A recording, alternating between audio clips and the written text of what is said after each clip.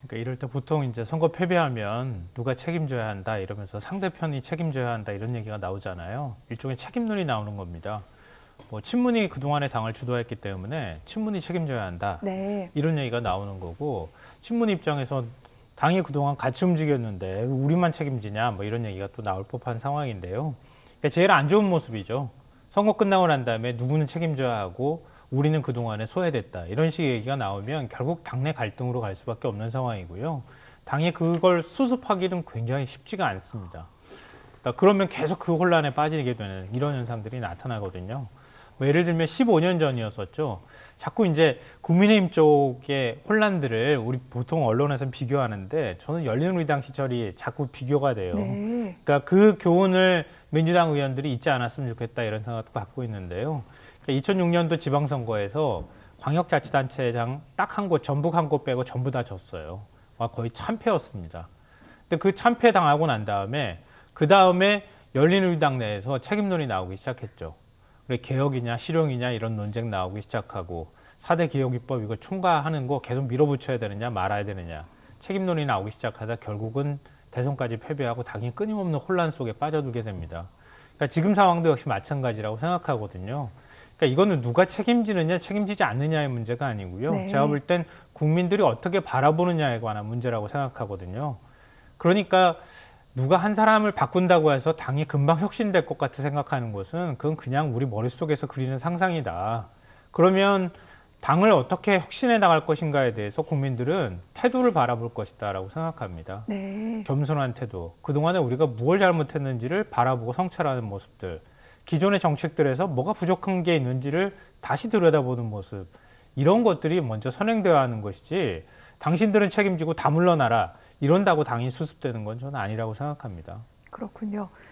자, 진정한 반성은 국민들이 자신들을 어떻게 바라보고 있는지 여기에서 출발하는데 지금 민주당은 그러하지 않다라고 말씀을 하셨습니다. 예전 열린우리당 얘기도 하셨는데 일단 도종환 비대위원장은 이 같은 부분을 의식한 걸까요? 이런 얘기를 하게 됐습니다. 선거 패배에 대한 책임은 모두에게 있다라고 얘기를 했는데 이 말은 어떻게 들으셨습니까? 두 가지예요. 하나는 도종환 비대위원장도 친문 핵심입니다. 네. 친문에게 책임이 있어 그러면 자기 책임도 있는 거잖아요. 자기 책임 회피라고 보여지고요. 기본적으로 친문에게 책임이 있다라고 하면요. 책임에 지겠다라는 행동을 해야 돼요. 그러면 도종환 위원장 같은 경우에도 저러한 비대위원장 지금 맡으면 안 돼요. 친문 때문에 망했다라고 초선 의원들이 얘기를 했습니다. 그런데 친문의 핵심 인분이 비대위원장을 맡아요. 이게 맞습니까? 이러면서 반성과 성찰을 한대요. 이걸 누가 믿어요? 이것은요, 친문이 자신들의 기득권을 놓지 않겠다라는 욕심의 표현이다라고 말씀드립니다. 이런 것과 관련해서 민주당의 노웅래 의원이 얘기했어요. 아니, 친문의 핵심인 도종환이 비대위원장을 맡아? 국민을 바보로 알아? 이렇게 얘기했어요. 이게 바로 민심과 가까운 말이다라고 말씀드리고, 저는 현재 민주당의 모습이요, 2016년도 총선에서 패배한 새누리당의 모습이라고 좀 봐요. 네. 친박, 친이, 공천 갈등 때문에 2016년에 총선에서 졌어요, 새누리당이. 근데 결국에는요, 당이 오히려 더 친박 색채가 강해졌어요. 전당대회를 열었는데 친박의 핵심이었던 이정현 청와대 정무수석이 당대표가 됐어요. 그래서 완전히 당이 난장판되고 박근혜 대통령 탄핵당하고 대선에서 지고 이렇게 됐어요. 어려울수록 자기들끼리만 뭉치려고 하거든요. 그런 안 좋은 모습이 지금 민주당에서 보여지고 있다라는 생각이 들고, 초선 의원들이 3일 전에 얘기했잖아요. 우리 반성합니다. 우리 성찰합니다. 국민의 눈높이 맞게 해야 돼요. 그러다가 어제 다시 얘기했어요. 저기 언론에서 우리들의 본뜻과 다르게 보도를 했다. 친문 책임이 아니다. 이런 식의 얘기했거든요. 저건 뭐냐면요, 아주 강력하게 대통령과 민주당을 지지하는 지지자들이 수많은 이제 문자폭탄을 보낸 거예요. 그런 압력에 못 당한 겁니다. 저것은요, 민주당이 건강하지 못하다라는 반증입니다. 네. 이제 뼈 아픈 지적들 많이 해주셨다고 생각하고요. 민주당이 왜 선거에서 패배했는가, 국민은 과연 우리에게 무슨 신호를 보냈는가를 정확하게 읽을 줄 알아야 된다. 네. 과연 어느 고비에서 우리가 잘못된 선택을 했는가. 그때 신호를 분명히 보냈는데 왜 그걸 우리는 소음으로 인식했을까. 그런 걸 하나하나씩 지금 들춰봐야 되는 시점이라고 생각하고요. 아마 그게 작년 총선 때 180석을 줬을 때 그 민의가 무엇인지 그거부터 해석하는 작업을 해야 될 거라고 보고요. 추윤 갈등 한창일 때 그때 이제 그 윤석열 당시 검찰총장의 직무정지 그 가처분 신청이 법원에서 받아들여졌잖아요. 그리고 난 다음에 문 대통령이 처음으로 40% 지지율이 깨지기 시작했습니다. 그럼 왜 그러면 검찰 개혁을 제대로 못했다는 얘기인가? 아니면 검찰 개혁을 할 때 사람으로 치환하는 윤석열이라고 하는 사람과 대립으로 인해서 실망감이 왔던 것인가? 민주적 절차와 질서를 무시했기 때문인가? 여러 가지 해석이 가능할 거라고 보거든요. 네. 그러니까 그런 것들을 하나하나 지금 성찰하고 곱씹어보는 작업을 해야 된다고 보고요. 말씀하셨던 것처럼 당이 친문과 비문으로 좀 보이는 측면은 저는 있다고 생각해요. 근데 또 역으로 생각하면 친문이 아닌 의원은 누굽니까? 또 이렇게 물어봐야 될 상황이기도 해요. 그러니까 제가 손가락질을 하기 시작하면 한도 끝도 없다 이렇게 말씀을 드린 건데요. 일단 당에서 책임 있는 자리에 있는 사람들, 중진 의원들 이런 사람들부터 고개를 숙여야 한다고 생각하고요.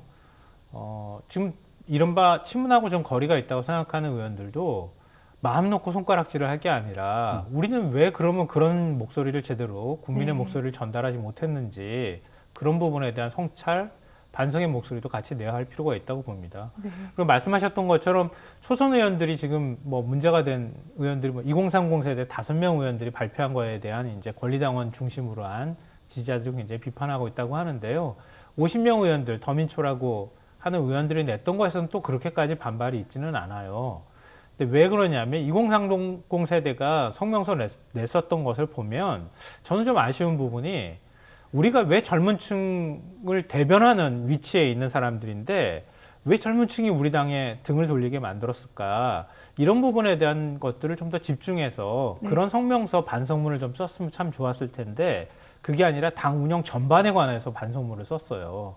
그러니까 물론 당연히 초선 의원도 그런 얘기를 젊은 의원들도 할 수는 있겠지만 좀 더 반성문을 잘 썼더라면 이렇게까지는 더 당원들의 반발이 좀 덜하지 않았을까 하는 생각이 들고요. 제가 말씀이 좀 길어지는데요. 잘 듣고 있습니다. 지난 총선 때, 지난 이제 보궐선거 때 네. 국민의힘 당원들은 굉장히 현명한 선택들을 하면서 전략적인 선택들을 했어요. 그러니까 보수 진영에서요. 네. 그래서 끊임없이 선택한 결과가 오세훈 후보고 결국 당선으로 이어지지 않았습니까? 이제 민심하고 당심이 괴리되어 있다고 하는데 강성 지지자든 민주당 적극 지지자든 간에 그 지지자들도 이제는 좀 길게 보면서 전략적 선택들을 할 시점이 됐다.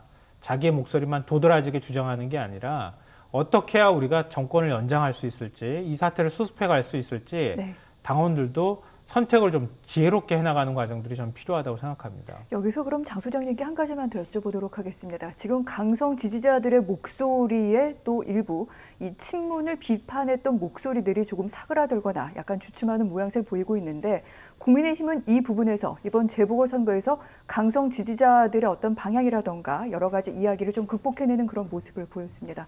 어떻게 가능했던 걸까요? 김종인 위원장 때문에 그래요. 그게 가장 중요한 포인트였고요. 네.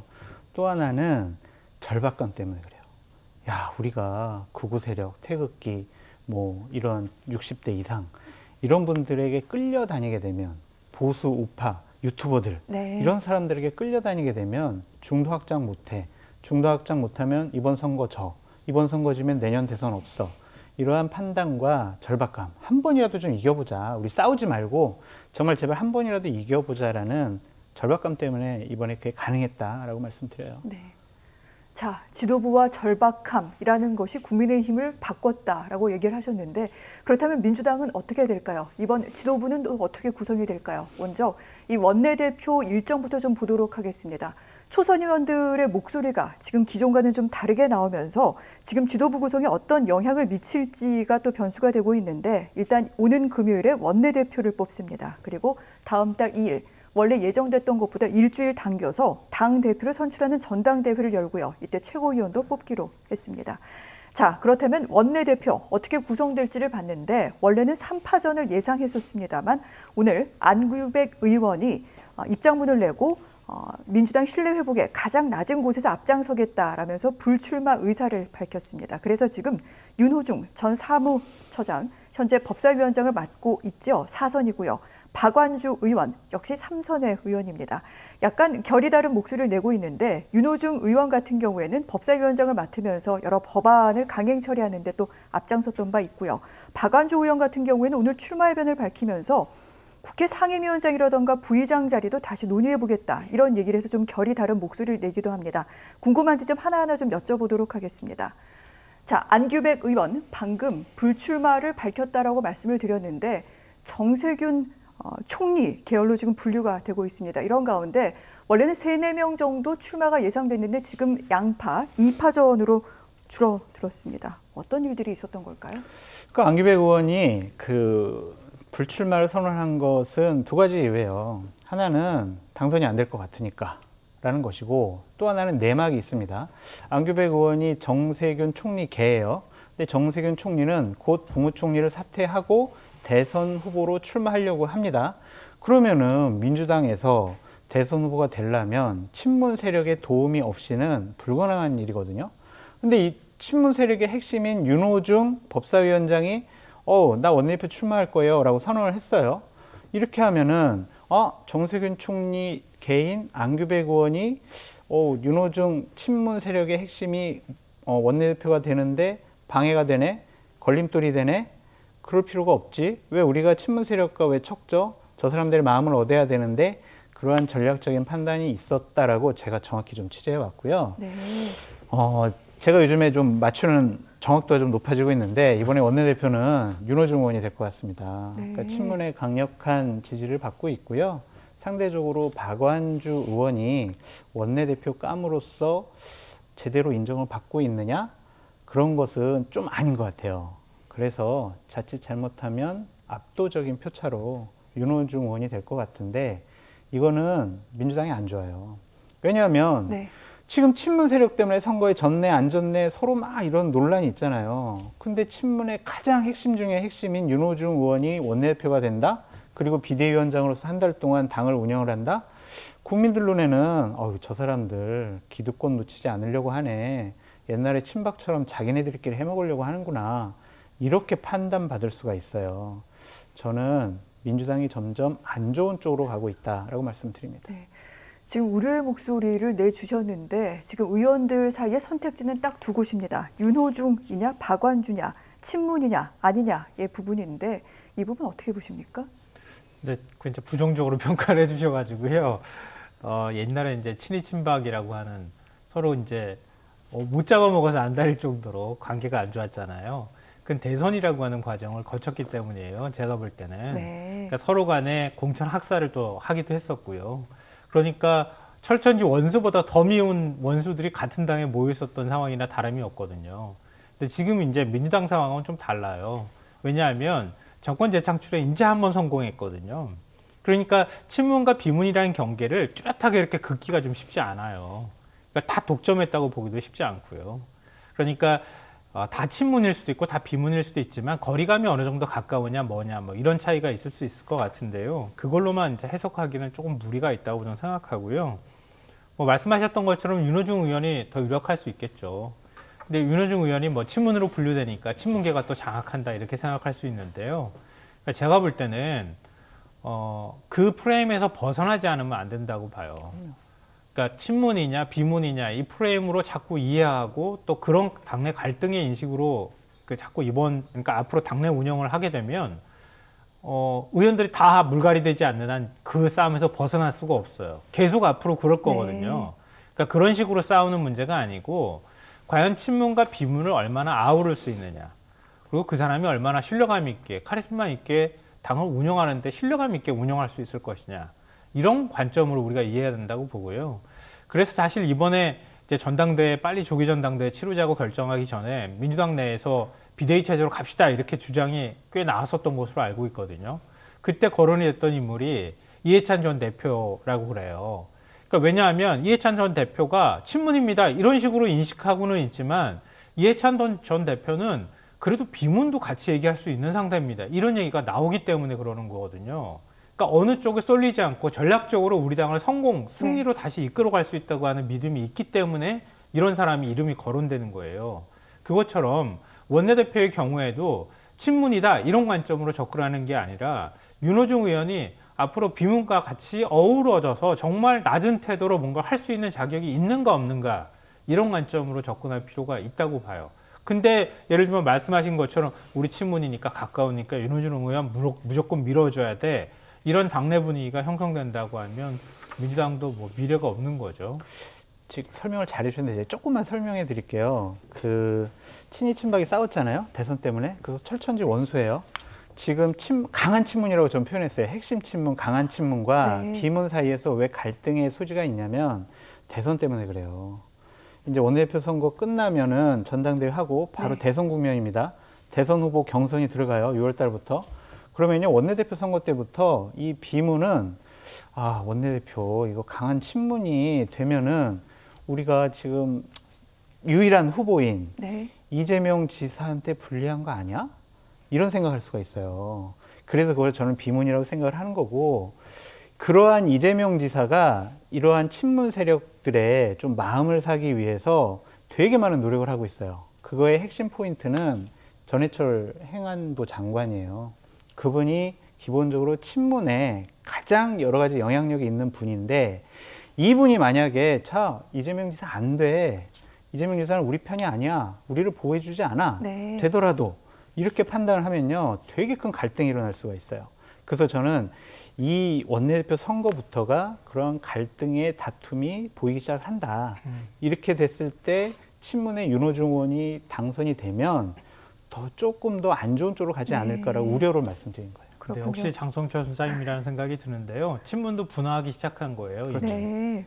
그러니까 이재명 지사 쪽으로 움직이는 친문도 상당히 많이 있는 것으로 잘 알고 있고요. 그렇게 앞으로 더 분화해 나갈 네. 거예요. 그게 어찌 보면 권력을 다시 재창출하는 자연스러운 과정이기도 하거든요. 근데 움직여가는 방법이 이재명 지사가 지금 지지율이 높으니까 그만큼 신뢰감이 있으니까 그러는 건데요. 근데 이재명 지사 지지율이 다른 이제 보수 쪽, 국민의힘 쪽이든 다른 후보하고 비교했을 때 경쟁력이 떨어져. 그럼 다시 또 누군가를 찾는 탐색 작업이 이루어질 거예요.